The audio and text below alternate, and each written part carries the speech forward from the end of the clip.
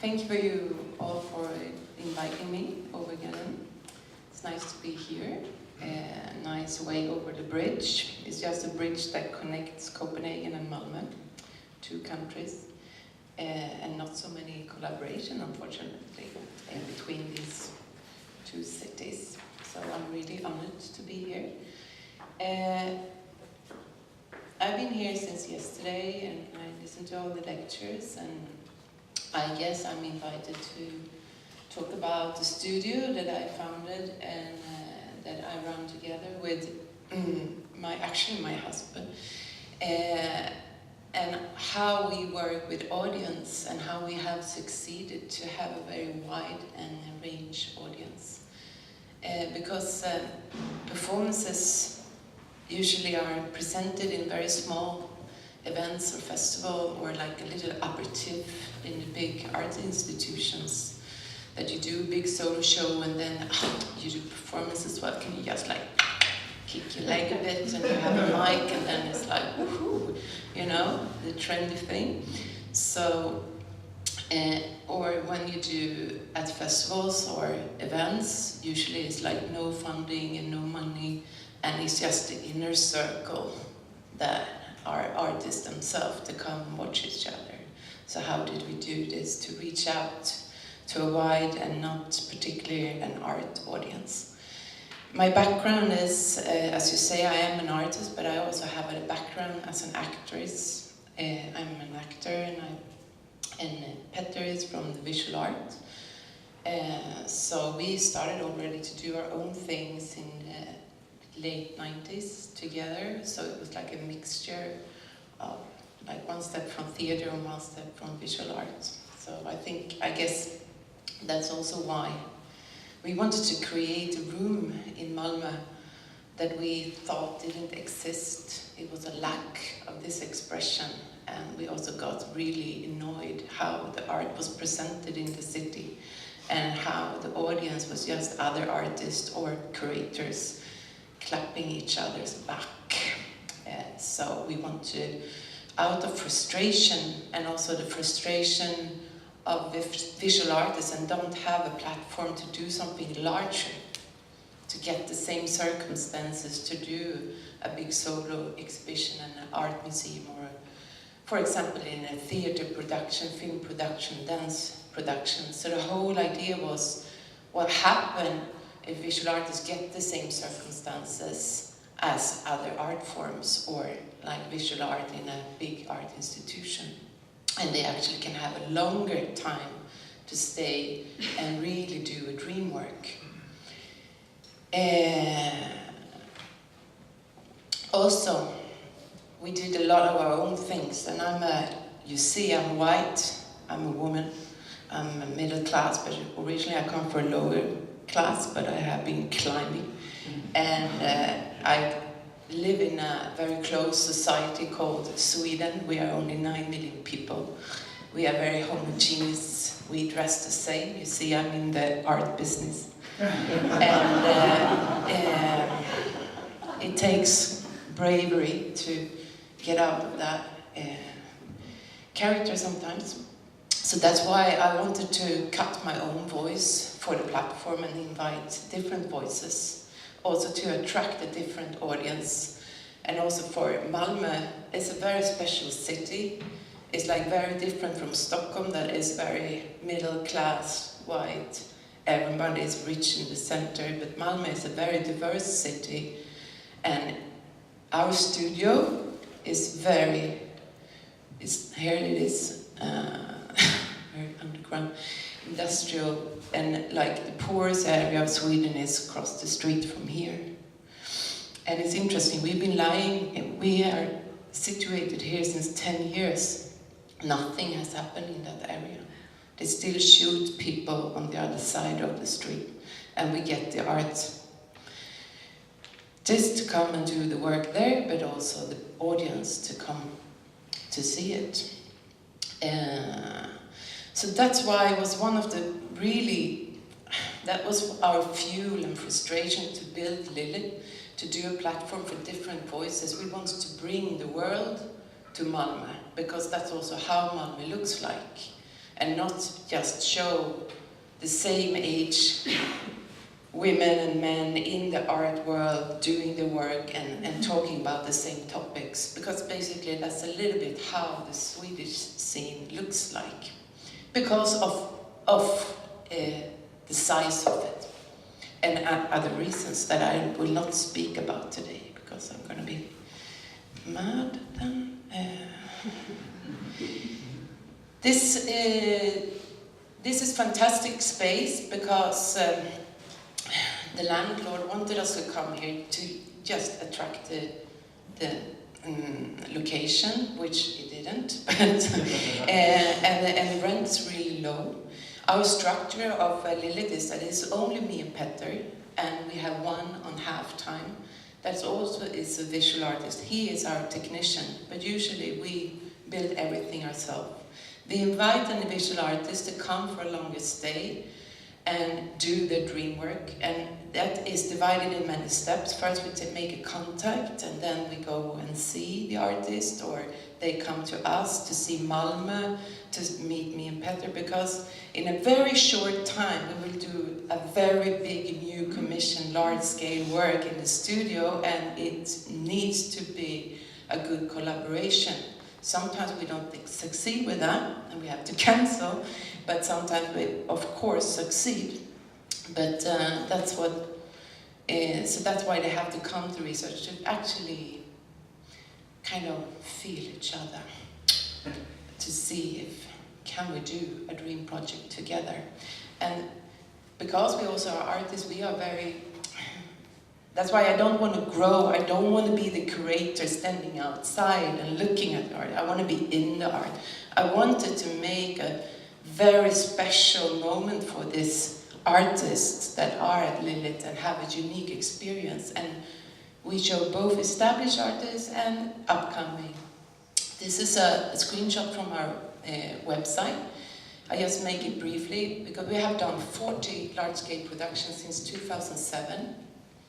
So here you can just click on everyone. It's like different artists and what they have done in the studio. And there's film, documentation, and everything. And we document everything for all the audience that doesn't come and visit us. They can be on the web. So,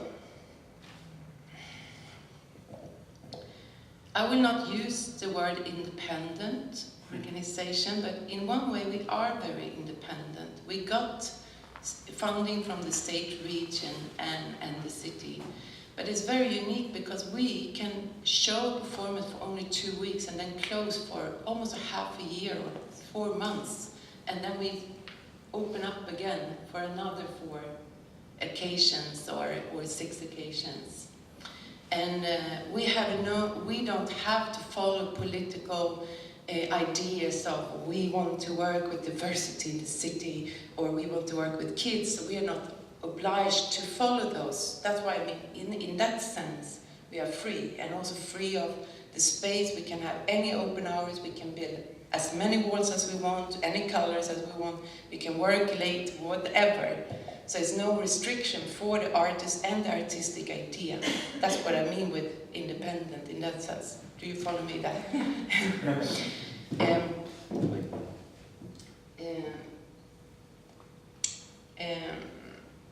Okay. In one way, when you are a visual artist and you get this opportunity, many artists that we invite, they maybe not ever worked with performance before. We don't care really about that. We see something in the art and we think, oh, it's interesting, it touched me somewhere in my body. I want to show this. Or we see an idea or an embryo somewhere and they say, oh, hey, can you come and can you make this bigger? Can we play together? That's how it works. But many of them want to have participants in performances. They want them, and then usually when there's no funding and so on, you take your friends, your mother, your father, whatever it is, your brother, sister, your cat, your dog. And so what we help them with is also to find the right people in the right performances, which also make the like if we have a big audition, for example, we did one project that we needed 45 participants, one who's gonna act James Bond, picking Oprah. We want you in all sizes. We put posters out in the city. We are looking for James Bond. We are looking for this guy. We're looking for 100 women. It was another project. And that also had made actually the success of Lilith, because you can actually we're looking for the people to join our performances. It's also not art people only that are in it, so the participants are as important as the artwork actually. And also that is also like the first step to see us out in the city, and a curiosity of what is it, what, did you lose all these 100 women, or why are you looking for them? And then you start to have a communication. So that's one thing.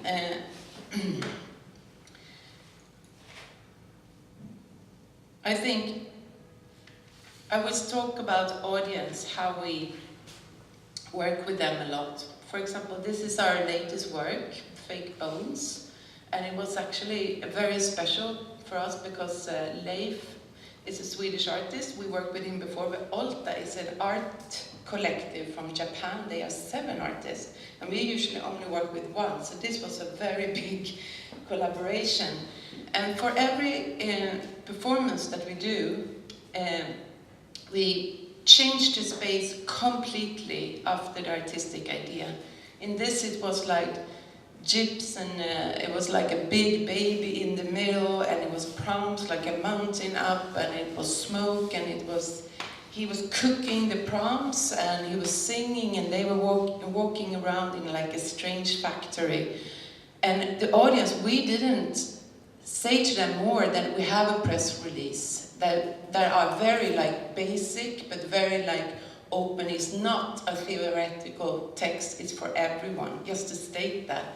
Because for us that's super important, that we invite everyone.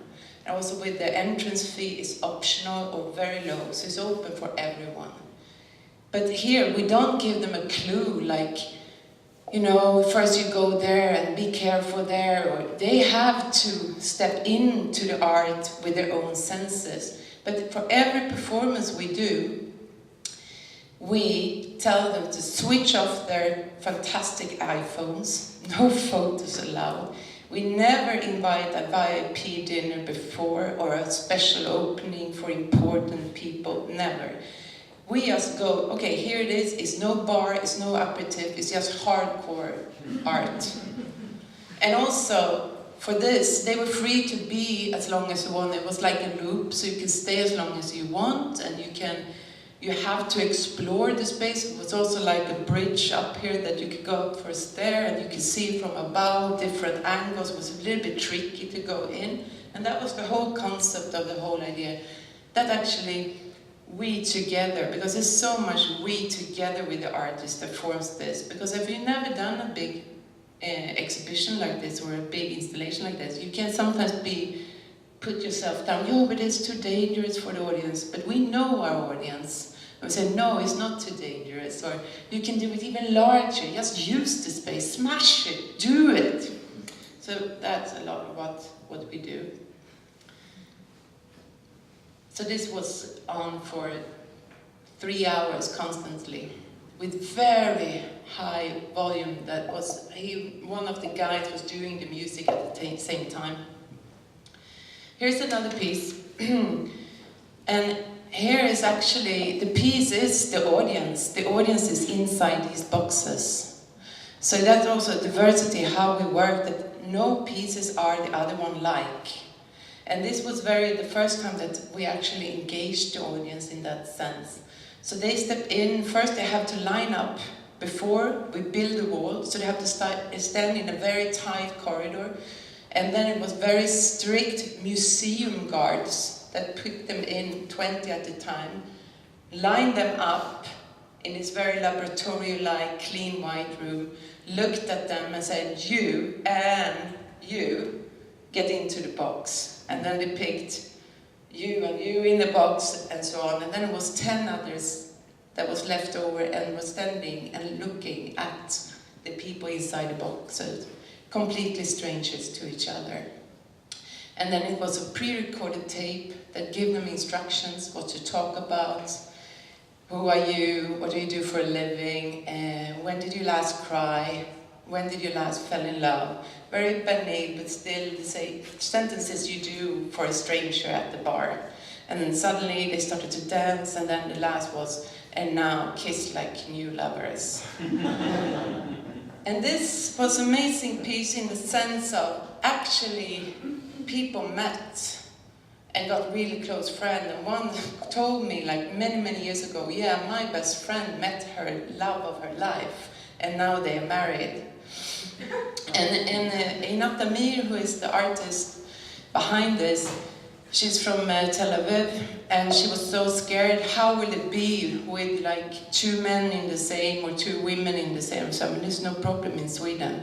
Oh, I don't believe you. And oh my God, it was so much snogging in these boxes. So she said, fuck, I'm in paradise, I need to move to Sweden. It was so nice to see. And then we did it in Miami, and it was no snogging in the boxes at all.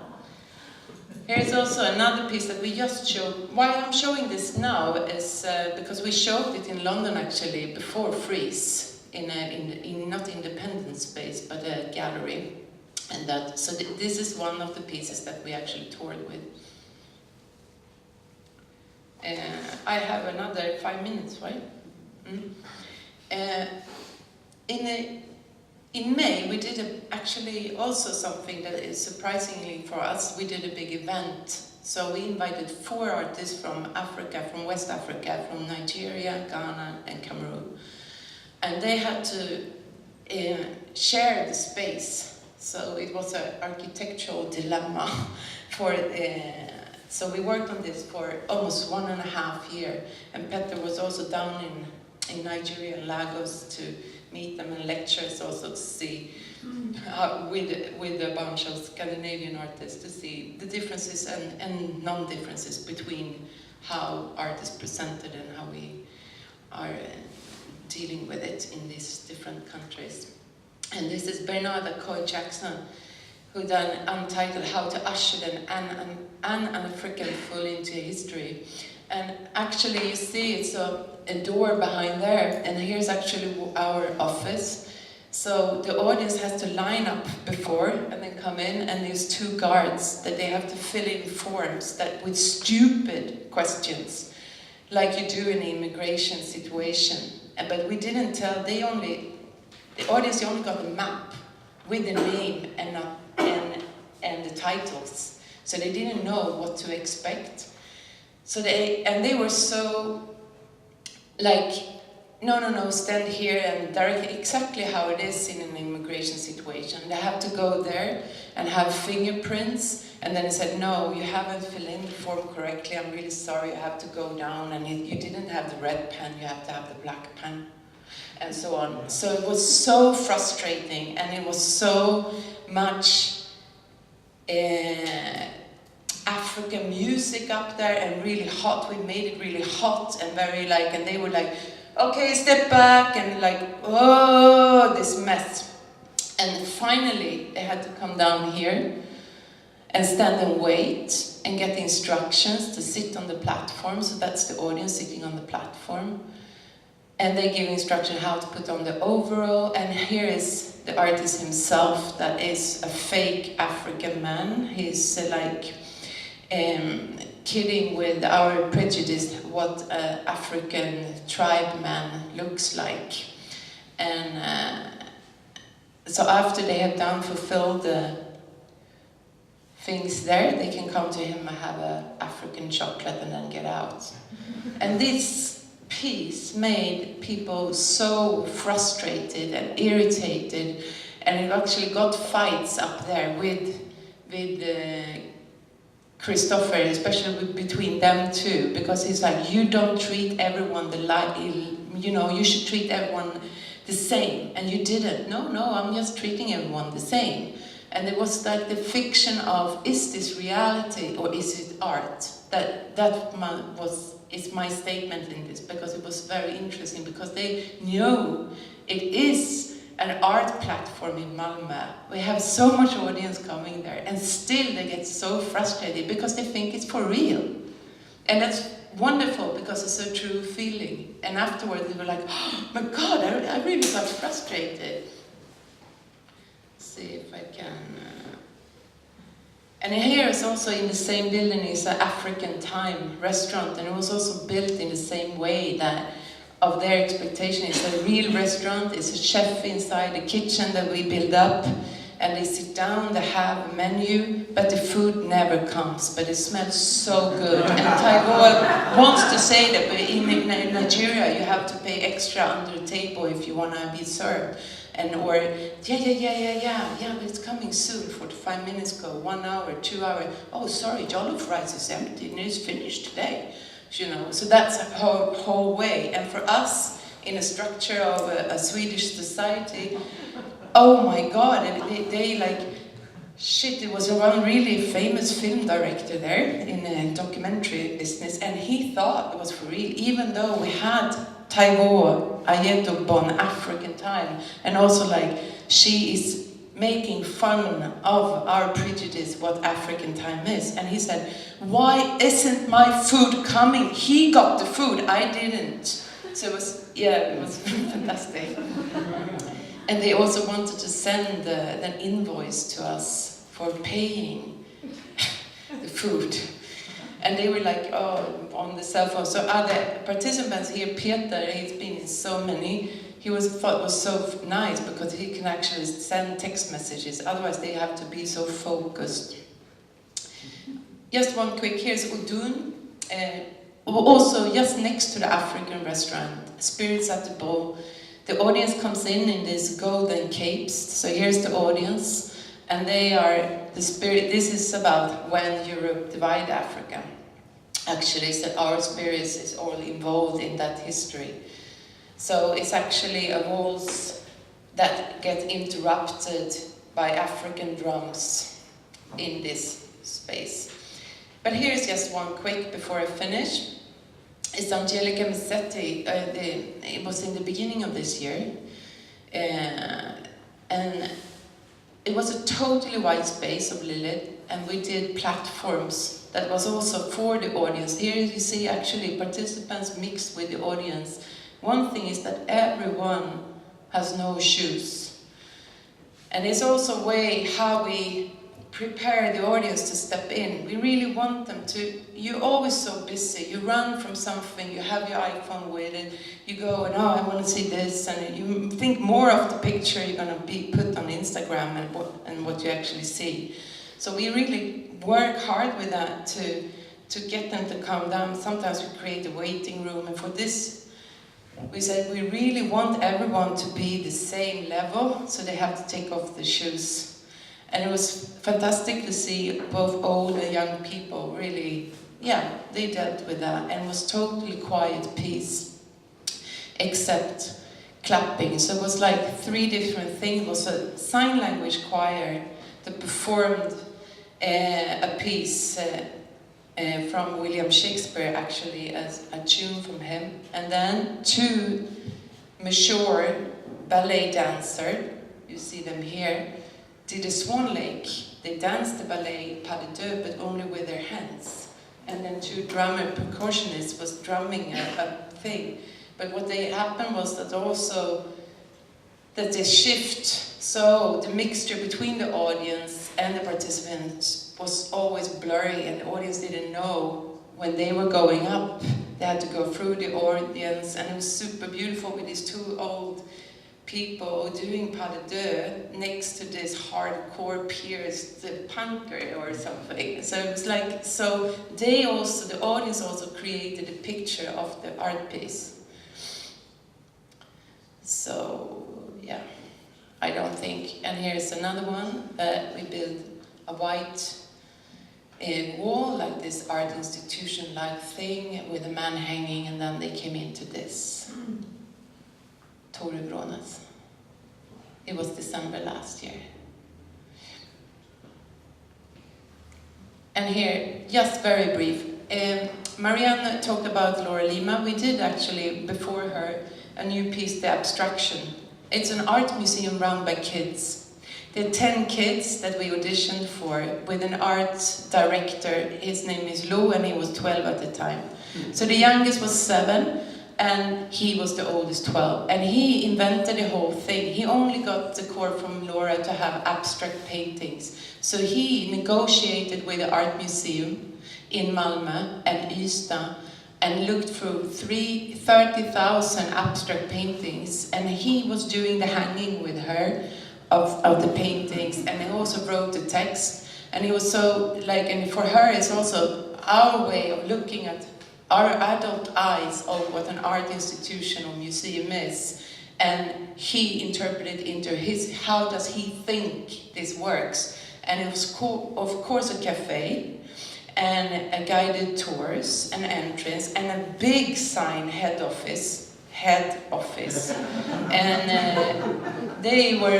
he was always in the entrance because he didn't want to do anything else.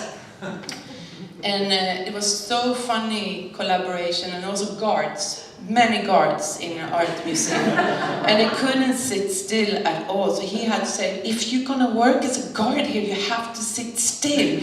Yeah, I'm really trying. And they went into the cafe all the time, and then they also, with the guided tours, was so fantastic because also work with them, because I directed them and said, you can speak about the paintings as you want. And some of them really want to do it strict. When did the artist die? Where did it come from? And the other one, I think it looks like pulled out eyes and red and blood and flowers. So, and that was also when they did the guided tours with the people, they were like, I think it looks like that, but what do you think? So the adults got like, So it was a fantastic meeting between adults and kids, but also very scary because it was some art director actually in Malmö that came, got totally offended by this, because she said, how old-fashioned do they think these kids an art institution is? Head office and the guided tours. And said, but that's their way to see, and maybe then you haven't succeeded what the art museum is, because it's their interpretation. It's like you said with your son, he reads the book that way, they do it that way. But this is also, they had of course conflicts, and they have to go to the head office, you see there. And here he has to announce that the chocolate cake is ready. I'm done.